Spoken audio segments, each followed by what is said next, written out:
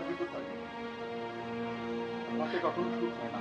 তুমি তুমি তোমার বাড়িতে নিয়ে চলো আমাকে, আমি তোমার বাড়িতে থাকতে চাই তোমার সাথে। আচ্ছা শোনো, আসলে তোমাকে আমি যে তালাকনামাটা দিছি, ওই তালাকনামায় আমি সই করি নাই।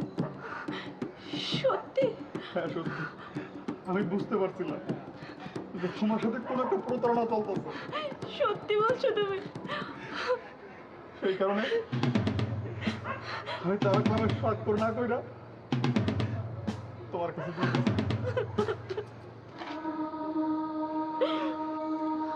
শোনো, তুমি তুমি আমাকে তোমার বাড়িতে নিয়ে চলো না, চলো।